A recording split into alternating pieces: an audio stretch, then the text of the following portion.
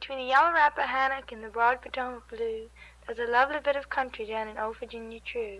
Just a narrow strip of inland on the map it's scarce a speck, but it's home to everybody in the good old northern neck. You go 50 miles from nowhere down a winding country road, past a picturesque mill pond and a patriot's first abode.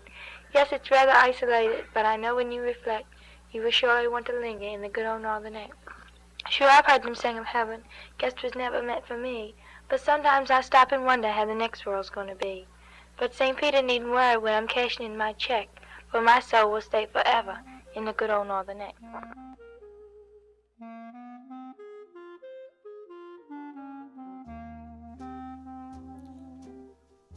What was life like growing up and living in Reedville, Fleeton, and Fairport?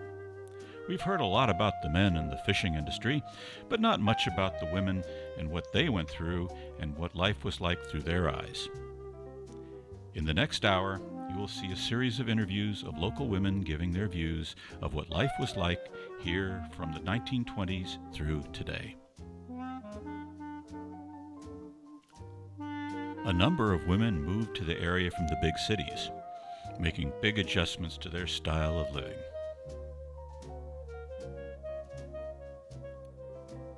In April 1915, Mariah and Winifred's grandparents, the McCulloughs, moved from Baltimore to Fairport. Grandfather McCullough accepted a job as a machinist working on fish boats at the Morris Fisher factory. They had 4 children and were ready to go to the country, but grandmother did not know what country meant. April 1915, and the thing was he had to convince our grandmother to leave Baltimore. She was a city girl, had been for generations, I guess. And he told her it was a good job. There were all, it was it was in the country, the children would enjoy it. And one of the things that he mainly told her was that there was a new Episcopal church just been built in Fleeton a couple years before, and they were Episcopalians, and he knew that would get her attention. And finally, he took the job. He forgot to tell her the only way she could get to church was across the creek in the boat. Grandmother didn't like water, but anyway, she came. She came by steamboat with all their worldly possessions. Well, more than one trip. I think they sent back for things over the next month. One of the comments we have in she used to tell us about coming down on the steamboat and how dark it was and how these landings they were coming to. They got to Typers first, down where the bridge in Glee Point, and she wrote back or said there was a more desolate place she had never seen. Well, she hadn't seen Tim's Wharf by then. That's where she was going to be put ashore, and I can't imagine. I don't know exactly how they got there belongings up the road, but it wasn't easy. Well, Gran would tell the story, and Gran was very good at telling events. It was so dark when they got here, and she could not close her eyes. It was still pitch black, but there was no light. And her only consolation was, she said, there are very few things that have even been brought up to the house. Most of it was still down on Thames Wharf. It would not be difficult to repack everything and go back on the steamboat. But then Gran had the other side of her, Uncle Tom and Uncle Bill. When they woke up and saw that they were on Cockrell's Creek, they thought it was heavenly. They'd gone down. And Gran, she would say, and I knew then this was where I was going to be.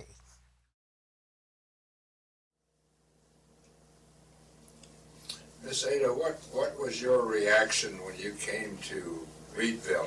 I wanted to go home. You came from Baltimore. But then he came home and we got married in June, and I found myself down here in September. And we came down in a boat. And we ran into a storm. Was this a steamboat or a smaller boat? No, it was a workboat he bought. Oh. And we came down and the waves were just awful, and we were off the opening to Plum Point. Have you ever heard of that? And the people took us in, and they were real nice. They gave us oyster stew. I drank the juice, he ate the oysters. But you found Reedville to be different from Baltimore. Oh, yeah. I don't know how people live up there. My mother came from a town that was very up and going and city of Roanoke. And when Daddy brought her here, where they lived, I don't think they had any facilities. Wendell says they had no electricity. I think they did. And I was born in that house. But Daddy did everything in his power to make Mama comfortable. Yes. And when I was 3 years old, they built the other house. But my grandmother lived with us my whole life. I remember And, her well. And this is your father's my father's mother. mother, because her husband died when my daddy was 16, and he had to go to work, and he raised his sister and educated her and kept his mother, and she had no means of income. Right. So she lived with us. But I think of my mother coming here, which a culture shock, and Absolutely. having to have a mother-in-law live with you all the time was not easy. In earlier times, medical facilities were rather limited.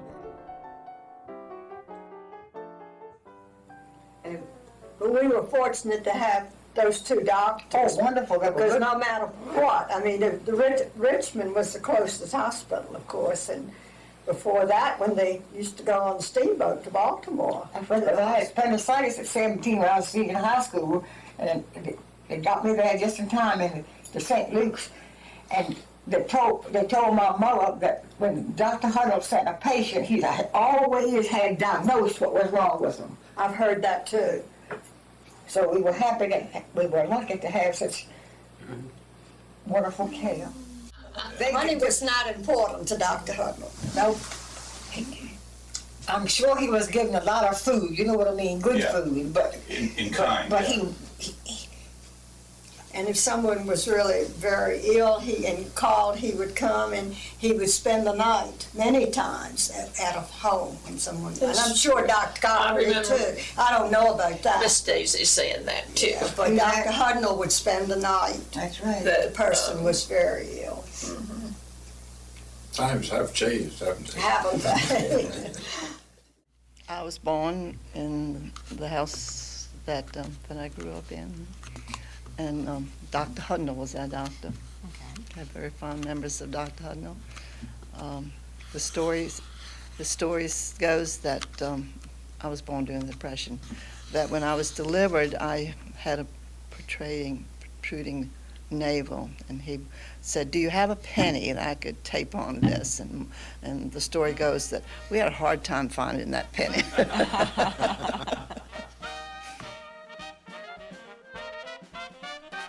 During the war years, men were either in the service or making a living on the water. Women worked, volunteered, and maintained the households.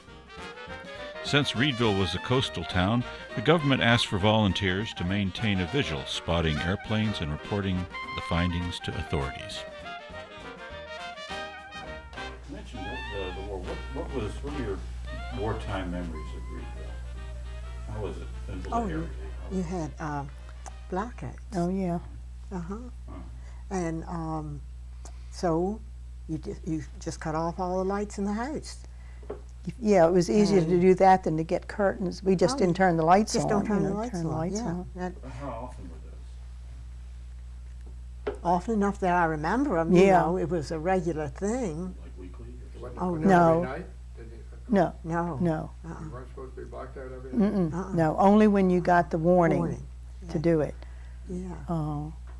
And we had, but I don't know what they were called, people who went around, and if they could see a light, then you'd get a call down on that. Wardens, yeah. Blackout wardens, yeah. And there was the airplane watch Oh, yeah. station, which was Yeah. out hit Reedville. And that was interesting because we would get to go. And Aunt Nathalie had a turn, and Gran would go, and a certain number of us would go, and that was really interesting because the pictures of the planes were on the wall, and the adult was responsible if the plane went over for identifying it with those silhouettes. Those silhouettes. And which direction it was going, how high it was. Now, I don't know how you're supposed to know all these things, but it was very interesting. And you were supposed to identify German aircraft coming over. Whenever. Well, I guess we were too young. Too young. But there was a phone there, and you had to call it in, and they were. What you saw. And the other thing, talking about the planes, though, one thing that I always liked were the target shoots out in the bay, because every now and then one of those targets, they were huge, round socks, like, nylon, whatever it was. Right, I think they were silk at the beginning. Yeah. And every now and then they would, I guess, shooting at it, they would cut the tow line or something. And her father would find some in the trap and bring them home. And we would get out in the net field. It's a long field at our house that the factories spread their nets in to mend them. And if you got a good windy day, you could stand and hold one end of it, and the wind would blow through it, and you could actually run through this long orange target. And the other thing we could do, we had all of the material to make doll clothes and whatever we wanted. We just cut off a hunk of it and sew it. So it was, but we had several different, not always a whole piece, but one time it was actually a huge one. We could run down, run through it. Get the wind going through, and we could run. And we always, then the other thing I remember too, I guess I was getting to be older, a little bit older, the boats, Coast Guard boats would come into Reedville. And of course we could look right straight across. And I often wondered how close the enemy was. If they came in there to tie up, and they would tie up at the ice plant, then why were they there? And of course you're almost afraid to ask. Are the Germans out there at the end of the creek or something, and they are here to protect us or whatever? But they were just tying up for overnight, I guess.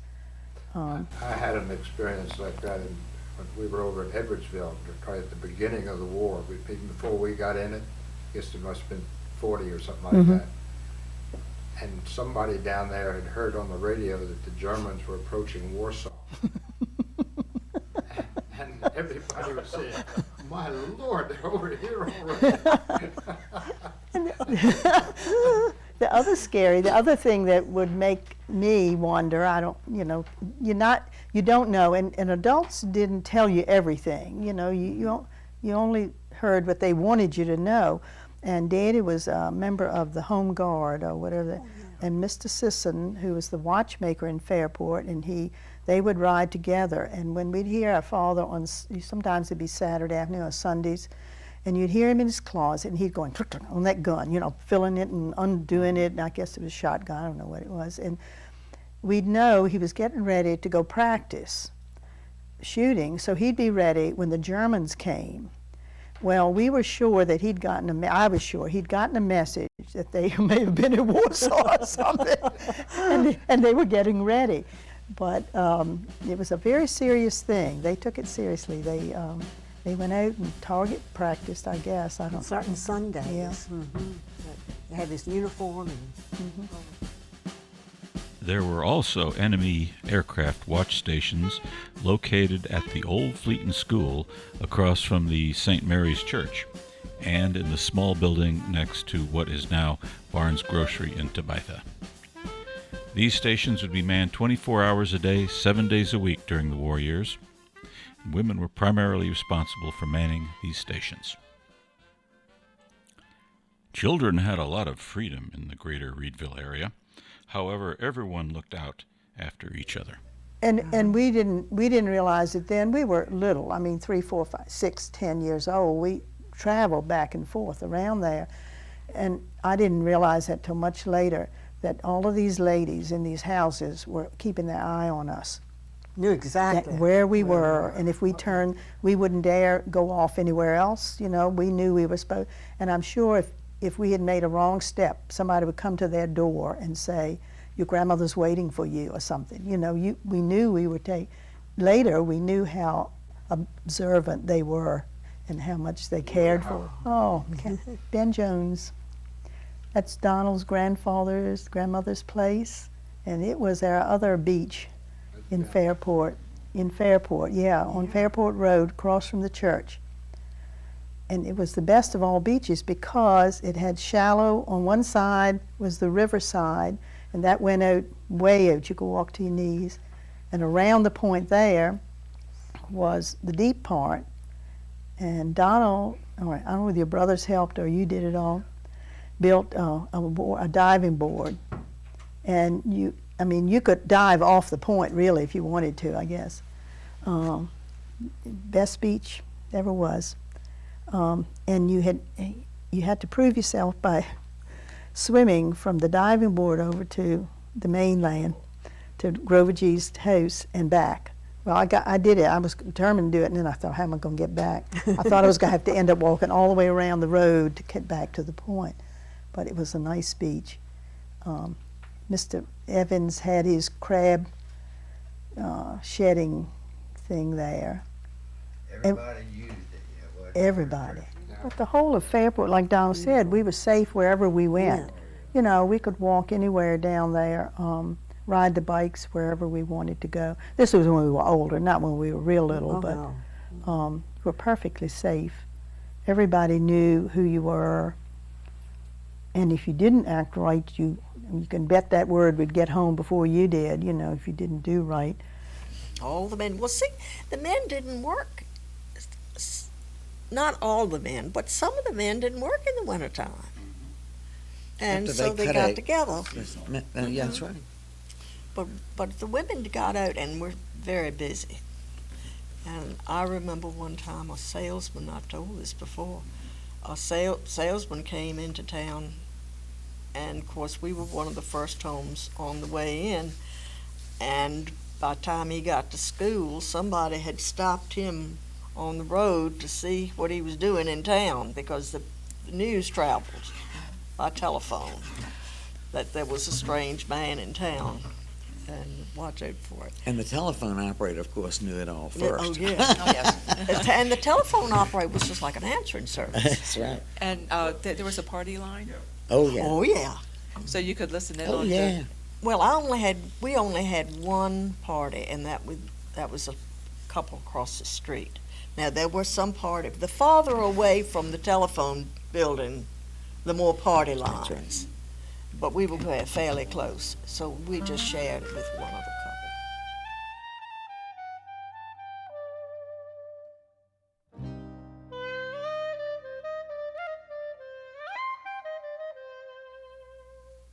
Prior, I don't even remember. I live in what was the old Fleeton School.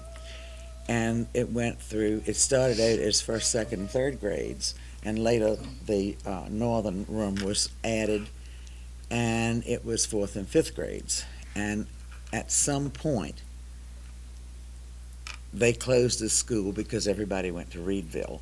And when my father came over here from Maryland, he was too old to ride the school boat, the educator, but his brothers did. And the educator picked him up down at the dock, which was built for a steamboat dock. Okay. And the educator picked him up there, and then crisscrossed Cockles Creek, picking up kids from Fairport and the Fleeton Reedville area and taking them to Reedville. And so this was like in the early, the 19... This would have been the 20s, yeah. 20s, okay. I went to Reedville, the elementary school and high school. It was all in one unit at that time. Okay. And how was that? I loved school. Okay. I loved school. We had small classes and we had a lot of freedom, I remember, on the playground. As I grew up later and became a teacher, it amazed me of how much freedom our teachers allowed us to have, but we were very trustworthy in those days. Oh. So how did you get to school from Fairport? I rode the bus. It was not a public bus. The bus was owned by a gentleman named Mr. Flint in Fairport, and the bus would carry me to Reedville, and then it would come to Fleeton and pick up the children there. And I remember the bus. It was not, the seats were not arranged like they are now. They were parallel. There were big seats next to the window and little seats in the middle. And I remember the safety patrolman, when we needed more room, saying, "Slide down." I also remembered when I graduated and I got to sit on the big seat from the little seat. Okay. I think there were, I guess most, well, yeah, I would say 20, as many as 20 in a graduating class. But, the one thing in our class, the classes before us, the war came along, and a lot of people enlisted, men enlisted. And you had to go to work sometimes. They couldn't stay in school. They had to work. But, and the classrooms were, the 4 classrooms on each side. We had a lab. Of course, we had outdoor bathrooms. And we had a lunchroom, though, that served lunches every day. I thought it was very nice. We had a ball field. Later, and we had a home economics cottage, and we had the shop building where the American Legion is now for the boys. Later, we bought, the school bought a barracks building.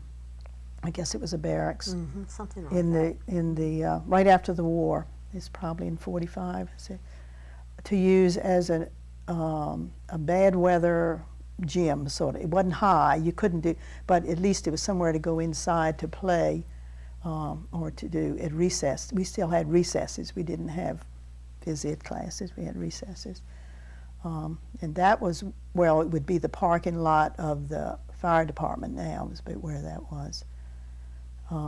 That's where we had proms and things like that. Otherwise, we had to use Masonic Temple for proms and banquets. We had large classes. We'd start out like 30 people in a class, but it would dwindle. Grade school probably had 20 to 30 in every classroom or more. High school, because people would drop out, but our graduating class in '48, there were 16. So that was half what we probably started with. And I think y'all had 13, less than that. So.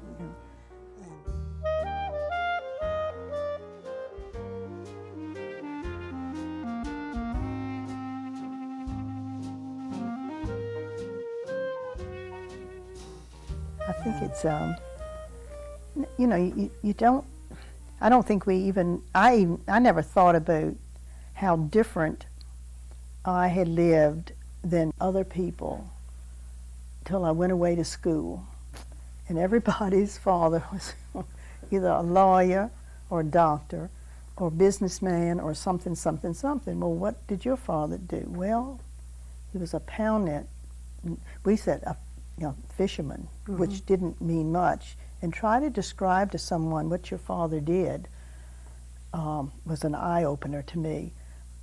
Nobody that I ever saw at school, his father did what Daddy did, oystered and all of those things. What school was that? Well, Madison College at first, and then RPI, which is VCU now. There was no one there. Finally, at VCU, Florence Jenkins, who lived in Coles Point, I met her, and she had an idea. The Jenkins knew about the water, but most people did not. You just didn't find people who basically lived from the water, or the cows. We raised cattle, but that was kind of a... The cattle were fun too. Oh gosh. They shared the net field.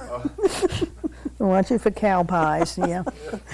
So we were not quite as backwoods as a lot of people. I don't think you were. I mean, you're quite independent. Resonating with a lot of your stories. I'll tell you this. When I got to college, I thought, oh my Lord, I've come from podunk school. You know, I was as well prepared as a lot of the people from the big city schools. I don't think that would happen today. We only had Yeah. 4 teachers Yeah. in high school, and they taught us everything. Yeah, and they right. knew what you knew and what you didn't know. So And they were could- good teachers. Did you feel the same way about your preparation for college? That you were well I don't prepared? remember it being a problem. Yeah. I was truly amazed. I thought I'd be flunking out the first week. In my classes, I was well prepared in my language arts, my English classes. But I remember my senior year, our principal, Miss Clark, talked to me a lot, and she said, don't expect to make straight A's in college, she said. When you go to college, she said, probably a C there will be equivalent to your A here. So I was prepared that there was going to be quite a difference. So how did you enjoy going to college?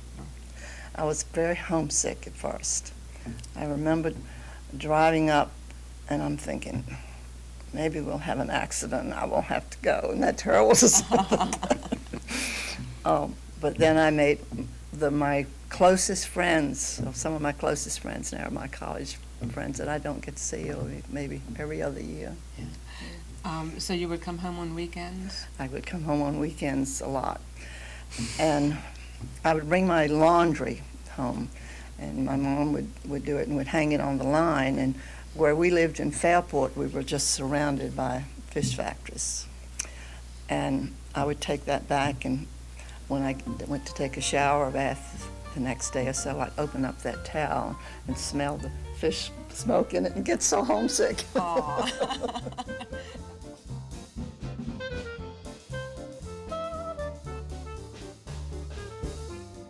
Thing is, you ask about what life was like then, and it was in some ways better than now. For instance, we had a number of local grocery stores. We didn't have to go to Heastville or Kilmarnock. That's right. We had Weaver's in Reedville. We had Ross of Williams, which is an old Victorian, where Barnes's is now, but it was an old Victorian building that was later knocked down. But there was Carlson's in Fairport. And Blunden Hinton's in Reedville. And Blunden Hinton, yeah. What was Carlson's? What kind of a store was that? It's a grocery store. Yeah. There were 2 of them, two brothers. And they didn't go side by along, so side. they had 2 different stores. But you didn't have to, you could get anything you wanted, fresh produce and meat and anything you. Now, variety was what the people here ate, not so much what's in the stores today, but for what we ate locally, there was plenty. Well, that's the current move, is to go back to locally grown food. But were there other kinds of stores besides grocery stores? Were there other stores A lot located? of filling stations. A lot. Lot of gas stations that had ice cream and snacks and cigarettes and. Do you remember Sam Jett's ice cream? That was the the best in the world. Do they have any places around that you can go purchase Well, clothes? as a child, a very small child, I remember that over the drugstore, which is right down at the end of Reedville, they had a hat shop upstairs. And earlier, they had, I think, some clothes, but when the steamboat stopped, those kinds of things just didn't. Did you go to Richmond for other than emergencies? Did you Oh, go to yes. Richmond Oh, a yeah. lot? Oh, yeah. And did you shop there? Yeah. Did Yes. and how That's often where did you went. go? I mean, nobody ever went to Williamsburg to shop, No. but you went to Richmond Well, to we shop. had a bus line. Yeah, we did. Oh. Mm-hmm. We had a bus line. Mr. Brown. Mr. Brown. That's right. Mr. Brown would run the bus from the corner up here to Warsaw, and then we'd change buses and go to Richmond. So it took a couple of hours. Yeah. A couple of hours. But then we would go, the 3 of us, Phyllis Fay and I, would go by ourselves when we got about, 12, 13? Yeah. Yeah, By bus. by bus, and shop. It's just wonderful. to First think time we about went, that. Fay and I both lost our pocketbooks, and we've both found them. Went up Easter shopping. That's right, Easter shop. I remember going up and buying our Easter outfits, yeah. And you would shop at Milton Milton Rose Rose and Tallheimers, which are Tallheimers. long Well, gone. see, you just Yes. leave the bus station, walk to Milton Rose and Tallheimers, and you were right there for everything, and you'd go back to the bus station. Wasn't it amazing how much freedom you had We did. as a 13 or 14-year-old Right. girl Yeah, yeah. to go in there and do that? Well, there compared to wasn't any today, reason it's not just- to. I know. There was no crime here, so you didn't think about crime. Now, what they did think about, in the summer, you did not go to Richmond because of polio. Yes, yes. We had milk delivered. Yeah, we did. It was, our milk came from Howard Marsh's. Some people got it from Carpet. We got it from Carpet. And some people got it from Howard Marsh. And you could hear him coming down the road in his pickup truck. Rattle, rattle, Yeah, rattle, rattle. Howard Marsh would take our milk and put it by the gas tank up at Reed Square. And we bring the empty bottles and put it by a gas tank, and different people had different positions by the gas tank. So you knew what was Good yours. grief, And you'd go out every morning and pick up your milk. Ours was delivered I right there. know it, Carpet just delivered, but Howard didn't. He took them and took them to the gas tank, and we walked out to the corner Go and to got out. Kilmarnock for entertainment, for movies or anything? We went to the movies and we shopped over there. Yeah. But when you went to Kilmarnock, you didn't wear old shorts and things like that. You usually dressed up a little bit. And on Kilmarnock Day, I mean, that's when they had all the sales and all. I mean, you really dressed up that day. I'm talking hat, gloves, the whole deal. So it's a little bit more formal Mhm. then, okay. But the drugstore, we had probably spent most of our time in the drugstore because it had booths along one wall, and Leroy Sampson ran the soda fountain and sandwich shop. Oh, that's right. Good sandwiches. And we would always meet at the drugstore for lunch, and we'd get a grilled cheese and a Coke. This was on and Saturdays. Saturdays, So yeah. how old were you then? Were you in grade school? high Early, school? we were 10, 12 on up. Yeah. Preteens and up. And then he would let us, well, he didn't, I don't know whether we took over or whether he gave up. We would read all his comic books. And then we'd put them back on the shelf. Nobody ever bought one. Nobody ever bought one. You know, growing up in Fleeton, we had the marina. It was a little marina down there, a little store. And there was a crab dock down there. And we made many a trip from here down, all the way down, back and forth to that little marina. We all kind of gathered down there to aggravate the old man that ran the store. Rodney. They didn't have no wake signs in. Rodney would come out and stand on the end of his dock and wave his newspaper or something telling you to slow down. Well, you know, I teased Charlesy all the time after he got his place down there because Rodney, he'd go out there and he'd look up the creek. If he saw a big yacht coming, he was out there waving him in like that. If he saw a sailboat, he was out there going.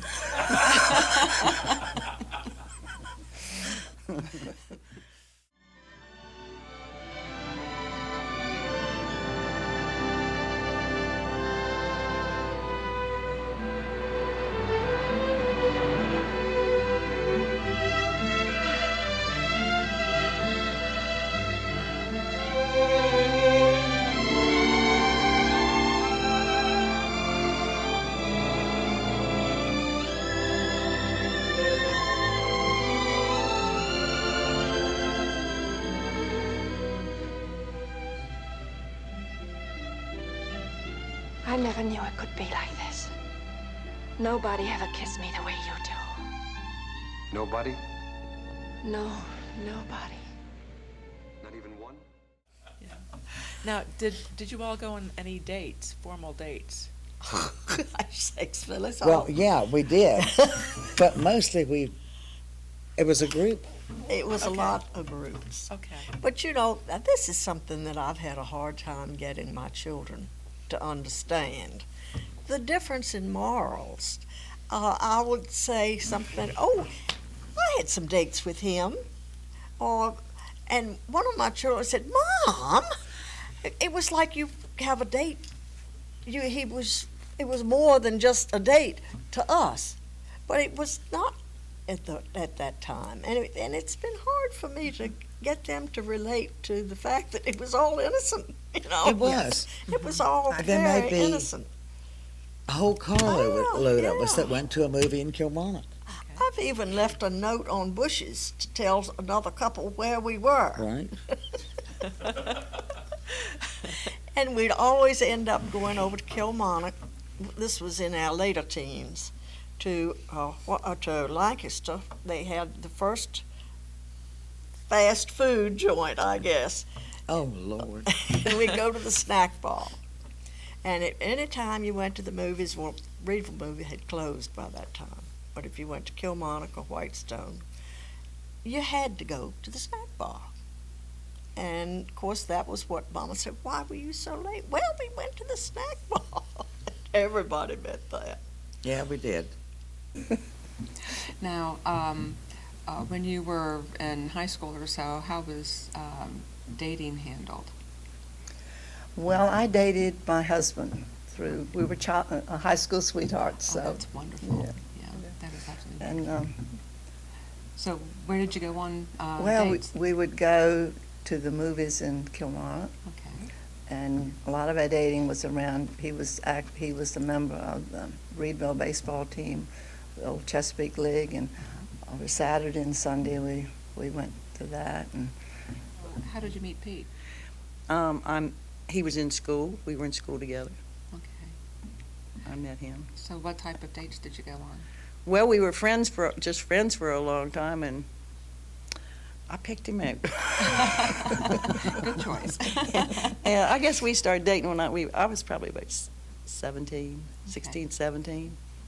And he quit school at one point, and he worked at the factory in the store down there, and we would go in his boat a lot, dating, and I don't know, we'd have beach parties. That was a big thing. And then they had a place over in Whitestone called Whitestone Beach, and they had one at Vermont Beach. Well, I think Vermont Beach might have been a little bit rougher than Whitestone. I wasn't allowed to go. I wasn't to allowed to Beach. go, but I did go on occasion. And I don't know, we just got together. We did a lot of things, and we did a lot of things here at the church. Yeah, okay. Even when we were older and dating and all, we were still involved here.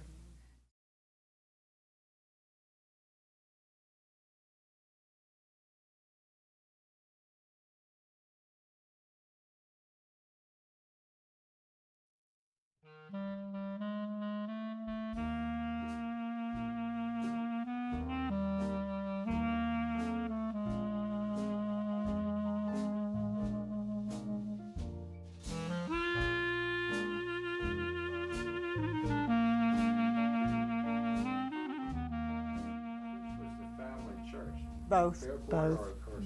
Both. We went to both. I didn't know everybody didn't go to two churches. Never occurred to me. We went to Sunday school there. When St. Mary's didn't have a Sunday school or a rector, we went to Airport, or we went to both of them because we'd go there in the morning, and St. Mary's would be in the afternoon or an odd time. 4 o'clock in the afternoon, or whenever. And then we'd go back to Fairport for the night service. So you went to church all day Sunday. I didn't think that was the least bit No. Unusual, as far as I could see. Fairport had two services. It had a morning service and a nighttime service. And sometimes the young people's choir would sing at the night service. And Donald's mother was the choir director of the youth choir.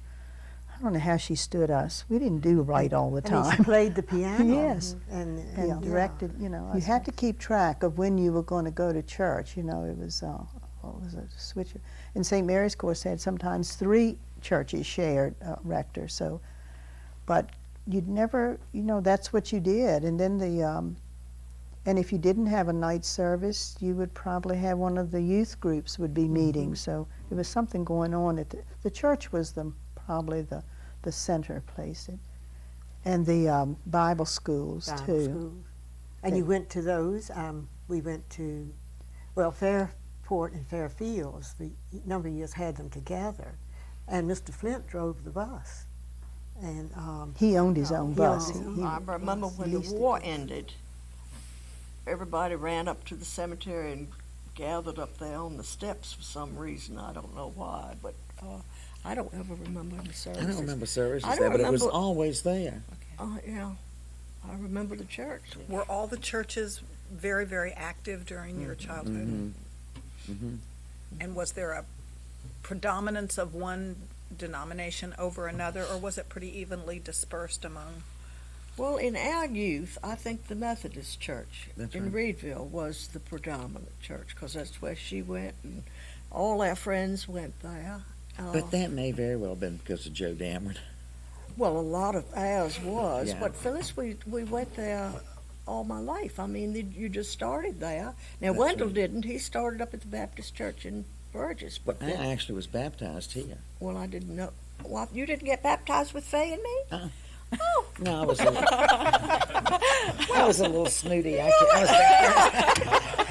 Well, no, it was a small congregation because you realize in Reedville, the people that had the money, the factory owners, had the big houses on Main Street, and they all supported that Methodist church. That's right. It was close, and that was the thriving church at that time. But Fishing was a central part of these communities, and women were involved, at times going fishing with their fathers and husbands. We couldn't go to the creek unless we let someone know, though. We had to stand at the yard gate and yell down the hill. And if Daddy raised his hand, come on, or whatever. But you didn't go down there unless he was there or said, I mean, this was way up almost into high school. We didn't go down there by You did ourselves. not go down The to danger the of the creek by water yourself. was too great.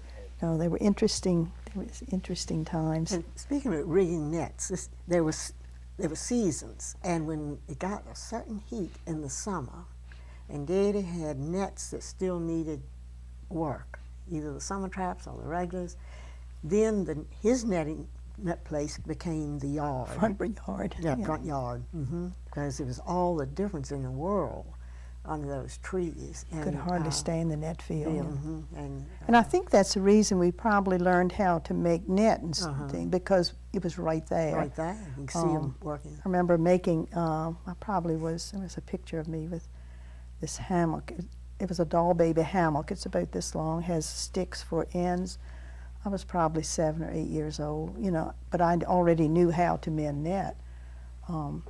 And that was when Ray changed from Menhaden, when they cut him out in the middle of the season, and he had to start trapping summer traps that he didn't have ready, that everybody went to the house and in the yard over at Daddy's house and mended the net. We seized the corks, we did whatever, the nets, rope, whatever had to be done.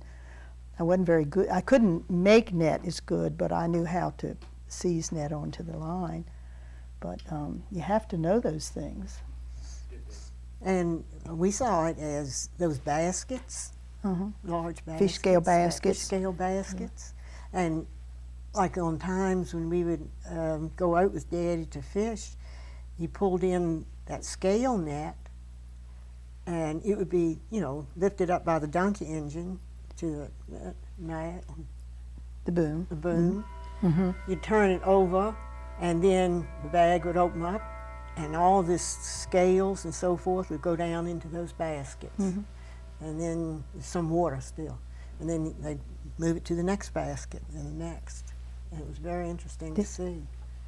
Then you go to the scale house, which was behind the slaughterhouse over here, and they'd unload it. And Mr. Matten would come to our house for business, I guess, and he'd always bring little gifts made of this pearl essence.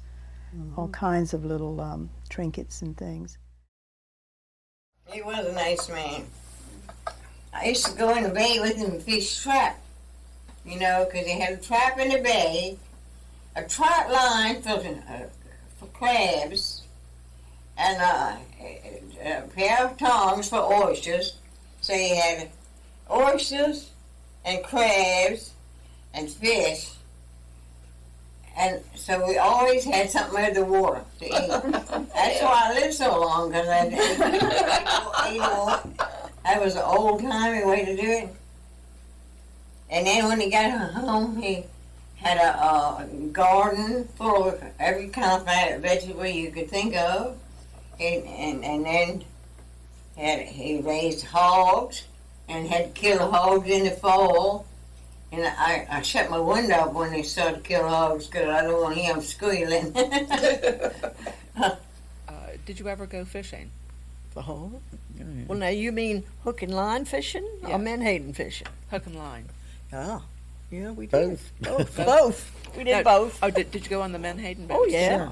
Yeah. Did you do that with your Father. father? Okay. He had a bunk built for me. No bathrooms. There weren't any of those around for anybody. I stayed a week at a time. When was this? When I was 6 years old, I started going out on his boat. And I went every year. Golly, until I was grown, I guess. Did you have a job to do while you were there? No. You just... I just would sit, I would read. And Lots of Donald George's father was the pilot on my father's boat. And I was his responsibility. Because the other men would go up the masthead, the mate, and the captain and the striker boatman would go up in the masthead. So Mr. George always let me have the run of that area of the boat. So, and good food, real good food. But you didn't get lonesome for your friends, or you just really enjoyed being Well, out I wouldn't go, but maybe once a year. But I would stay the longest I stayed was a week. And the reason that I would stay that long is because they were fishing and not able to get into the factory. They would spend the night in another. Yeah, they didn't come in every night, in and they every did night. not have refrigerated boats. So when No. they got in, it was a little smelly. Yeah, I'll bet. very I'll bet. much. So I do remember that. But you did that as well? You went out on the Menhaden boat? I never went out for a week. I would go out for maybe a day or two. You'd always spend a night or two. And yeah. And I went out. I think I went out more in Delaware than I did here, but some here too. And that's while your family was up there Right. for the summer, and then you'd go out on the boat and come back. And speaking of Delaware, during the fishing season, boats would go to various ports to fish. The wives and families of the captains, mates, pilots, and sometimes engineers would follow their husbands to these different locations. Cookie, when you and Pete got married, he started going out on the fish boats, and how? Well, his uncle had fished up in New Jersey, and the fishing played out up there, and they decided they were going to go to Louisiana until the fishing came back up there. So he wanted to go. So, you might not want to put this on there, but in those days, I just didn't say, well, I'm going to just go down there and live with him. You didn't do that. So we decided that we would get married so I could go with him. Okay. And so that's what we did. And we were just going for a year or two. We ended up down there for 35 years, I think. Yeah. When did that start? We went in 1965. Now, did you stay the whole Well, time? he usually went like in April. And then then I would go like around the first part of June. And after the kids got big, I had to wait for them to get out of school. And I would stay down for like until the end of August and come back. And then they stopped fishing like in October. And sometimes after I came home and got the kids settled, I'd go back for maybe a week or a weekend or something. Okay. Or he'd fly home. Now, how was it here raising the kids during the school year by yourself? Well, most of the school year he was here in the winter. Right, that's true. It was. Well, I'll tell you, I came from a family that I didn't have a father. I mean, he died when I was very young. So my mother was very independent. So I was very independent. That's what I knew. So I didn't have a problem with it. Matter of fact, the mechanical things and crawling underneath the house, I did that a lot of times. Didn't even think twice about it. But you just did what you had to do. How was life in Louisiana? I loved Louisiana. We got to do and see a lot of things we would have never done probably if he hadn't have been fishing. And the children never seemed to mind to go. They always enjoyed going because we did such fun things. On the weekends, we did family things. We did a lot, and then during the week, the children and I, sometimes we take little side trips, and we went to New Orleans and Houston and different places, and we did a lot of things. So Pete was out during the week most He of the week? he left on Sunday evening, and he didn't get back sometime not till Saturday morning. So. Were there a lot of families from Yeah. here that would do this Yes. migration? Yes, and it was a whole community of us, and when we were here, we didn't necessarily see each other too much, but when you got down there, you became closer, you know. Yeah, that's natural. Yeah. And then in the fall of the year, when he would come home in October, they used to have a North Carolina season. That when the boat stopped here, they went to North Carolina till like after Christmas or right before Christmas. Now, we called that the social season, because usually the weather was bad, and it was just a lot of partying and getting together and visiting. Because in the Beaufort, Moorhead City area, Beaufort, we were Moorhead, talking about how people from Reedville would come down to do Christmas shopping Mhm. and things like that, Oh, yeah. which I thought was a lot. No, we did. We did our shop. Well, they had stores. We didn't have stores in Reedville. It was fun, and everybody went out to eat and got together, and a lot of times it'd be take over a whole motel. People from Reedville, and then there were a lot of men from North Carolina around that area that came up here and fished, and they went to Louisiana and fished. So we had a connection like that too. Ray also was, then we were married and he was fishing, so I didn't think about it then as being such a change, but when we got back from the summer jaunts, wherever they were, I appreciated what we had here. If you've lived in Greenport or Port Monmouth, New Jersey, or Lewis, Delaware, in a cottage with children, I would come home and, it was just like, so glad to be here. But I look on it now as experiences, not a chore. We looked like gypsies when we left. We'd have things, playpens and beds and everything tied to the top of the car, and you had to take everything you needed for those 3 months. Some of the places were better than others to stay in. Some of them didn't have hot water. You had to heat your water. But overall, I was always glad to get back home, and I liked what was here.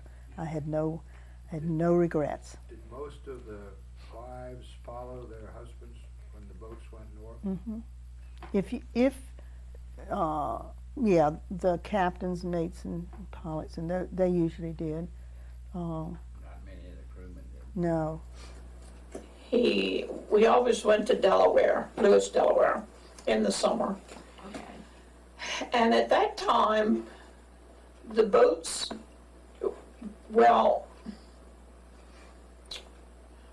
they worked like 2 weeks, and then they had off the weekend.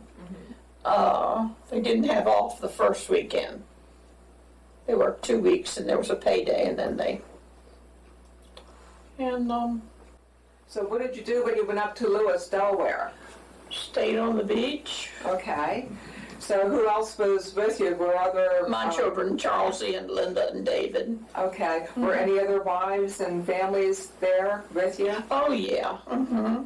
Marat and Ray Rogers. Okay. And Carlisle and Lois France. And Francis and Vincent. And Ann Edwards. And Boyd Corsa. And Pauline and Bernice Shelton. Elizabeth and Manuel. So, Phyllis, you spent summers in Lewis, Delaware? Lewis. So, I know you didn't go on the fishing boats every day. You only went periodically. But how was life in... It was great. Half of Reedville was there in Lewis, Delaware. It's true.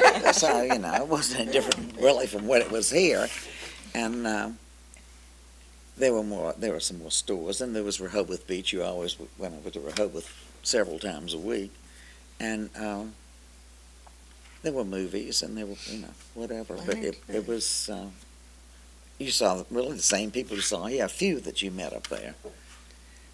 So you stayed at, let's see, what were the accommodations? We always stayed at cottages that were owned by the Warren family, and there were several cottages that, several different sizes, and most of the people who went up there stayed at one of those cottages. While people from Reedville summered in Lewes, Delaware, a popular pastime in the winter was ice skating. I know in the winter time, let's see, it was cold enough that the creeks froze over a bit. Mm-hmm. Did you all do any ice skating? All the time. Mm-hmm. Yeah. And it would be people, it would be young kids right on up to older people. I remember when we would ice skate. Sam Shipley and Walter Biddlecombe were really good skaters, and they would come and they would help us skate, and the ponds would be full. We had little fleets would usually freeze first, this one down here, and then back here big fleets. Okay. And sometimes they'd build a bonfire. Everybody went skating. In Fairport.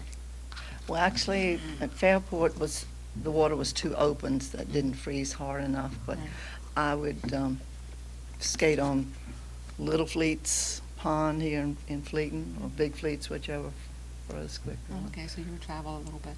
Okay. Down where the Dr. Dodge lives, there was a pond there that they allowed us to, and people were so generous, they just allowed you to come onto their property and park anywhere and skate. And I can remember one winter skating from Fleeton to Reedville.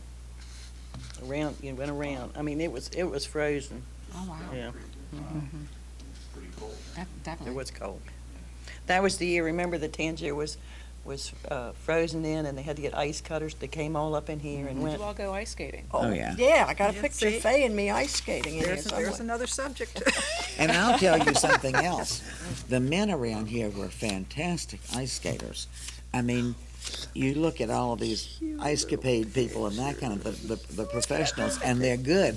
But the men around here had skated all their lives, and they could do all of these fancy things. They could do figure eights and they could This do is all your that. Sunday afternoon visits. No, that's a birthday party.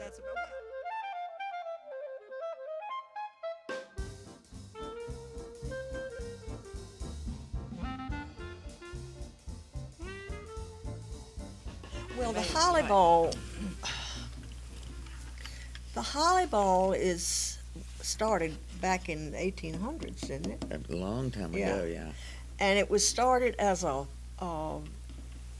just a dance. But at Christmas time, we had 5 or 6 formal dances. Oh, yeah. That we would go from different ones almost every night during Christmas.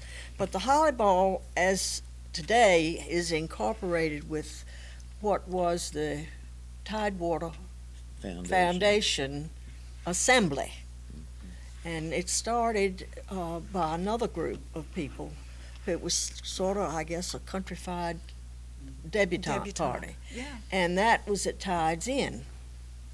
And when it outgrew Tides Inn, then they decided to combine it with the Holly Ball. And it was weird. they kept the queen for the Holly Ball. Oh. Now they have the debutante party. We always had a queen. Christmas time, you knew you were going to you would go to the Holly Ball, and then there'd be one at some other school, and then there'd be one at another school. Yeah. And you went to all of them. So where did you get all your beautiful dresses? Went to Richmond. Okay. I did a lot of sewing. And okay. And I made a lot of mine. Oh, okay. Because I loved it. It was.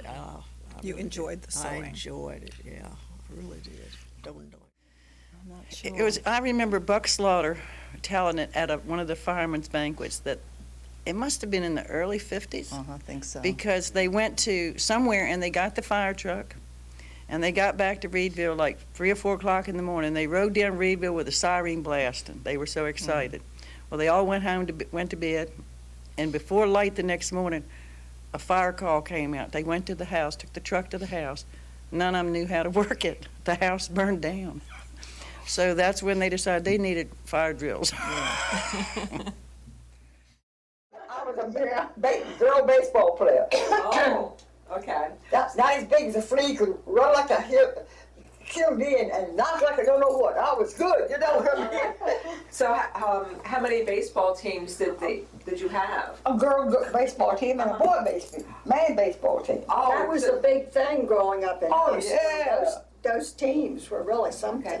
So I loved them. We had every spring called Field Day, That's a right. sports day, and That's two right. counties were involved. Usually it was at Whitestone, but then eventually maybe different schools, and schools were closed, and all children went, and you had games like fifth graders would play fifth graders, right. and seventh graders, and then the big thing in the afternoon was the ball game. The high school boys, the winner of Northumberland and the winner of Lancaster, and they would have a championship, and then they would crown a queen, and each school had a queen and 2 attendants, and there was a big May Day. Now that's good history. She's good. I can't believe that we have not mentioned bridge. Women played bridge in Reedville. Well, when I was old enough, whenever I was old enough to hold cards, my mother taught every one of us how to play bridge. Yeah, we played bridge. We played card games. Yeah, bridge has been forever. My mom belonged to a bridge club, and then there was a duplicate bridge club, and And St. Mary's, I don't know how many bridge parties we would have down here. Different functions at different schools. And So what type of functions did they have? Oh my goodness! Not only a few sports, but they were always putting on some kind of show or community. We had everything from minstrels to womanless weddings to Tom Thumb weddings. Womanless weddings? Oh yeah, oh yeah. What in the world was that? Oh, they What were is fun. that? Oh, They were Really fun. going to have to describe this to us. What are we talking about? Well, I remember one time when my father was the bride, actually. well, at the time, the auditorium at Festival Hall, which was our school, had fixed seats in the floor. So it was just old hard wooden seats. But there wasn't an empty one in the building when we had any kind of function. That's right. And we Everybody came. Everybody. And the men would dress up like the women, and some of them were just too funny to even describe. There's a picture somewhere around here of B.C. Weaver and Mr. Dameron and 2 or 3 others, and B.C. Weaver's got on a real short skirt and a cigar.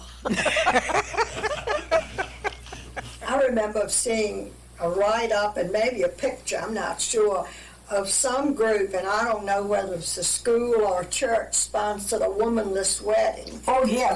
And all the local, people in the communities would be represented, and it must have been quite a production, because the article I read said they did it 2 nights. So I know Vincent was one of the flag girls, and that one thing wasn't too yes or no. It was dear. I tell you what we did. We had. Okay, I've heard that there were some parties at the high school, and there was one, I guess, annual event called the Womanless Wedding. Oh. Do you have any recollections of that? I think I did the last one for the rescue squad. Really? And all the men, everybody told me that if I ever got a notion to do another one, to let them know, and they would give me the money. I wouldn't need to have the... I remember one man saying he knew now how everybody got sick, had the flu and all. He said because he was freezing to death with this dress on, He said women got sick, got the cold, and passed it on to men because they just weren't clothed properly. I've got some pictures of him, and I've got one of Wendell, and he looked dressed up like a woman. He looked exactly like his mama. I know, I remember that. Emery was a bride one year. Was he now? Yes, and Al Hurt was the groom. Okay. Oh. Yeah, any picture? And I don't have a picture of it, but when I think of it, I think of Emery sitting in the floor in his bride's dress, painting his fingernails.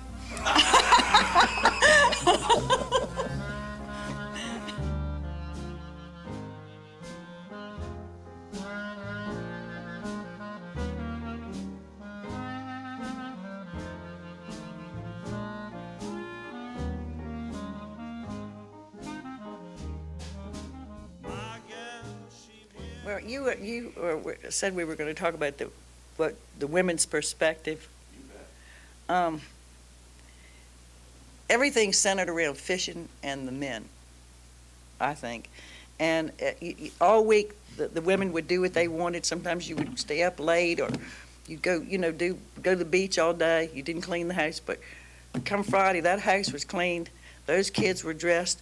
Those meals were cooked. That drink was ready. That's just the way you did. And I know my husband, when he'd come home, like if the kids had been bad, he wasn't going to come in the house and spank them. I was a disciplinarian. I remember one time I told him John had done something. I said, you need to spank him. So I went in the other room and I heard John hollering, and I thought he's killing him. And I peeked around the corner, and Pete had him across his lap with his hand on his butt, and he was hitting his hand, telling John, holler, holler louder.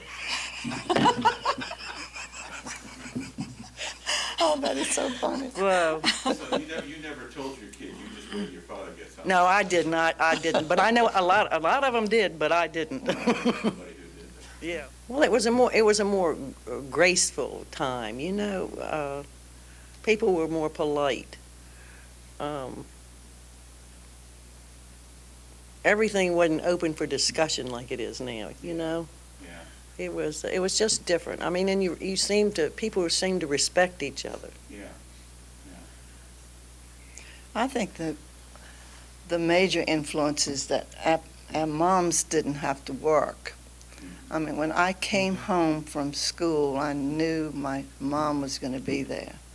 On occasions, she would be at maybe a ladies' meeting or something, and she would leave the key under the brick.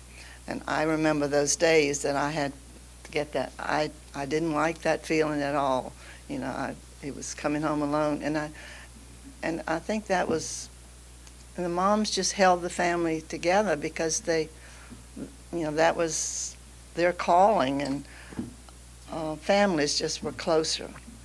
And now it takes, two in a family to make a living, and it has changed. And I'm grateful that I had a mom to come home to every day. Well, my daughter and daughter-in-laws, we've talked about, stay-at-home mom versus a working mom. And they asked me what I thought, and I said, I think the ideal situation is get an education and maybe work 2 or 3 days a week. Work part-time and be home. I said, because you never know what's going to happen. It's nice to be able to be independent if you need to, and be able to take care of yourself. So that's what I've encouraged my girls to do. I think it's wonderful to be able to stay home, but you need to do something for yourself too. Well, there were no jobs for women then. I mean, women, that's just what women did. Yeah. Well, and then was my Aunt Alita. She helped manage the plant, but that was a family business. And the women, if they wanted a job, they went to the city. Well, I think I'm talking about Fairport. The other day, Donald came, said, there's a new house in Fairport. Oh, gosh. Oh, jeez. They found us. And, it happens so seldom that there's a new house. And he said, I asked him where. He said, Mary Haney's thing. I thought, okay. Well, I couldn't wait. I had that afternoon. I had to go look at the new house in Fairport. Things don't change or haven't changed as much. And I know at the meeting the other day up at Festival Hall, they were talking about the changes. There are changes, but they're subtle. They're slow. And I think that I would hate to see it change too much. The density after a while would be too much. You'd lose so much by having too many people. It wouldn't be Reedville or Fairport or Fleeton anymore if there were too many people here. So, and I know everybody should have a chance at having what we had, having a wharf and a boat and all those things, but I don't know. Can't put a gate up, so I guess it'll happen. But.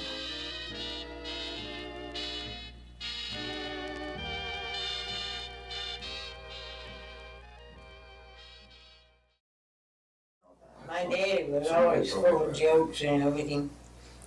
And we were out in the yard one morning, and it was in the winter, and beginning of winter, and the wild geese were coming over, and they fly, you know how they always fly in a V like that.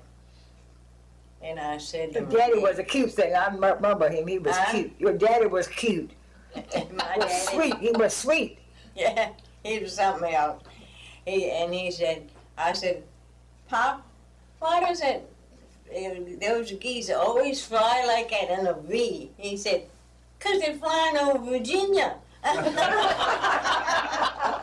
That's cute. I said, I'd like to see him when he get to North Carolina.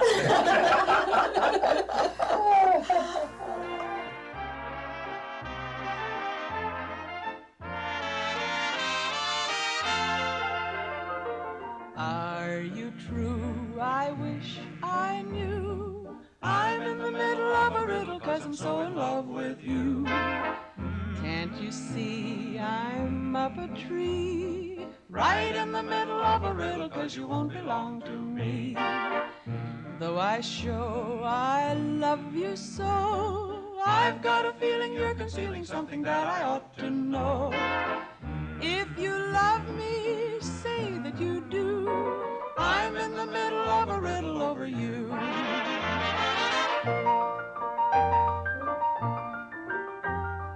I'm in the middle of a riddle 'cause I'm so in love with you. Right in the middle of a riddle 'cause you won't belong to me. I've got a feeling you're concealing something that I ought to know. If you love me, say that you do. I'm in the middle of a riddle over you.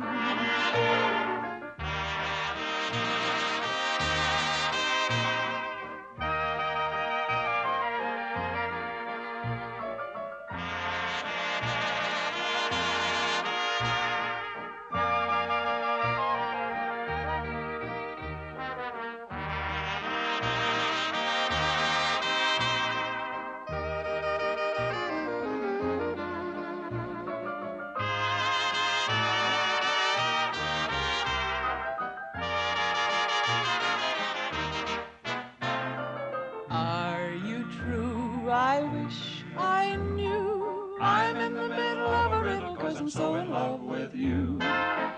Can't you see I'm up a tree, right in the middle of a riddle 'cause you won't belong to me. Though I show I love you so, I've got a feeling you're concealing something that I ought to know. If you love me, say that you do. I'm in the middle of a riddle over you. I'm in the middle of a riddle over you.